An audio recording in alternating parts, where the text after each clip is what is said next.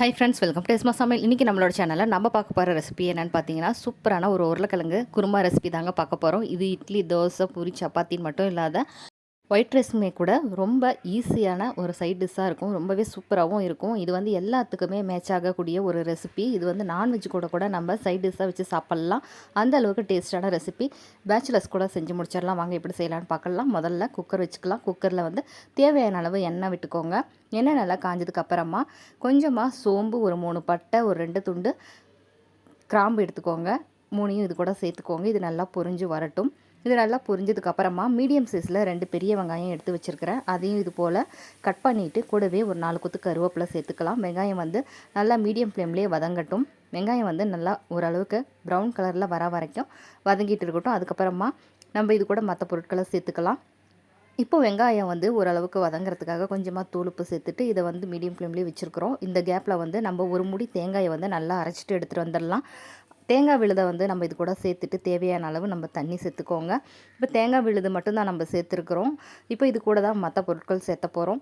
தேங்காய் விழுது சேர்த்துனதுக்கு அப்புறமா நம்ம குருமாக்கு தேவையான பொருட்களை சேர்த்துக்கலாம். இப்போ வந்து இது கூட நம்ம தேவையான அளவு உப்பு சேர்த்துக்கலாம். ஏற்கனவே நம்ம வெங்காயத்தில் கொஞ்சம் சேர்த்துருப்போம், பார்த்து சேர்த்துக்கோங்க. அதுக்கப்புறமா குருமாக்கு தேவையான அளவு மஞ்சள் பொடி, கூடவே வந்து ஒரு 4 ஸ்பூன் அளவுக்கு நான் கொத்தமல்லி பொடி வைத்திருக்கிறேன், அதையும் எடுத்துக்கலாம். 1 ஸ்பூன் அளவுக்கு மிளகாத்தூள் எடுத்துருக்கிறேன். இதுக்கப்புறமா எங்கள் வீட்டு குழம்பு பொடி இருந்தது, அதையும் வந்து நான் 1 ஸ்பூன் எடுத்துருக்கிறேன். இது எல்லாத்தையும் சேர்த்தனதுக்கப்புறம் நல்லா மிக்ஸ் பண்ணிக்கோங்க.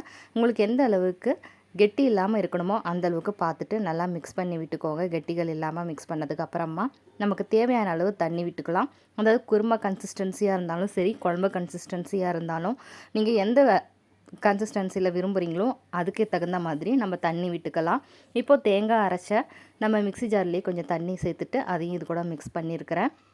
இப்போ பார்த்தீங்கன்னா கட்டிகளே இல்லாமல் நமக்கு வந்து குருமா வந்து தண்ணி வந்து எந்த அளவுக்கு தேவையோ அந்த அளவுக்கு விட்டுக்கலாம். இதுக்கப்புறமா நம்ம உருளைக்கிழங்கு வந்து ஒரு 1/2 கிலோ நல்லா தோல் சீவிட்டு பொடியாக கட் பண்ணி எடுத்து வச்சுருக்கிறேன். அதை மட்டும் இது கூட சேர்த்தா போதுங்க. நம்மளோட குருமா சூப்பராக ரெடியாகிடுச்சு. பார்க்கவே ரொம்பவே சிம்பிளாக இருக்குதுல்ல, சாப்பிட்றதுக்கும் ரொம்பவே டேஸ்ட்டாக இருக்கும்.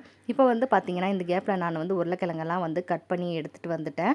இப்போ நம்ம குருமாவும் பார்த்திங்கன்னா ஒரு கொதி 2 கொதி நல்லா வந்துருச்சு. இதுக்கப்புறமா நம்ம கட் பண்ண உருளைக்கிழங்கை இது கூட சேர்த்துக்கலாம். இதுக்கு வந்து 1 பை 1 ப்ராசஸ் அப்படிலாம் செய்ய தேவையில்லை. நம்ம ஒன்று ஒன்று செஞ்சிட்ருக்கும் போதே இன்னொரு வேலையை டக்குன்னு செஞ்சுட்டு அது கூட நம்ம இது கூட சேர்த்துக்கலாம்.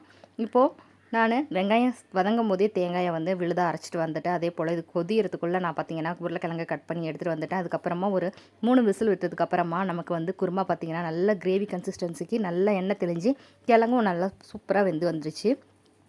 ரொம்பவே சிம்பிளான ரெசிபிங்க. தாராளமாக நீங்கள் இட்லி, தோசை, பூரி, சப்பாத்தின்னு எதுக்கு வேணால் வச்சு சாப்பிட்லாம். அவ்வளோ டேஸ்ட்டாக இருக்கும். கடைசியாக இது கூட வந்து சாப் பண்ண கொத்தமல்லி தலைகளை இது கூட சேர்த்து நல்லா மிக்ஸ் பண்ணிக்கோங்க. நமக்கு நல்ல ஒரு வாசமாக இருக்கும். இதுக்கப்புறமா நம்ம சப்பாத்தி கூடவும் சரி, சாப்பாடு கூடவும் சரி வச்சு சாப்பிட்றலாம். ரொம்பவே டேஸ்ட்டான ரெசிபி, ஈஸியான ரெசிபியும் கூட. கண்டிப்பாக நீங்களும் ட்ரை பண்ணி பாருங்கள். நான் பார்த்தீங்கன்னா இன்றைக்கி இந்த குருமாவை சப்பாத்தி கூட தான் வச்சுருக்கிறேன். சாப்பிட்றதுக்கு ரொம்பவே டேஸ்ட்டாக இருக்குங்க. நீங்கள் ஒரு தடவை இதை செஞ்சு பாருங்கள். ரொம்பவே உங்களுக்கு விருப்பமாக இருக்கும், பிடிச்சதாகவும் இருக்கும், ரொம்பவே ஈஸியாகவும் இருக்கும். டக்குன்னு செஞ்சு முடிச்சுட்டு நம்ம வேலையை நம்ம பார்க்க ஆரம்பிச்சிடலாம். நீங்களும் கண்டிப்பாக இதே போல் ட்ரை பண்ணி பார்த்துட்டு மறக்காமல் உங்களோட கமெண்ட்ஸை எனக்கு ஷேர் பண்ணுங்கள். நம்மளோட சேனலில் இருக்க எல்லா வீடியோவும் பாருங்கள். உங்களுக்கு பிடிச்சிருந்தது அப்படின்னா ப்ளீஸ் லைக் பண்ணுங்கள், ஷேர் பண்ணுங்கள், சப்ஸ்கிரைப் பண்ணுங்கள். பக்கத்தில் இருக்க பெல் ஐக்கானையும் மறக்காமல் கிளிக் பண்ணிவிட்டு ஆளுங்கிற ஆப்ஷனையும் தட்டி விடுங்க. Thanks for watching my video.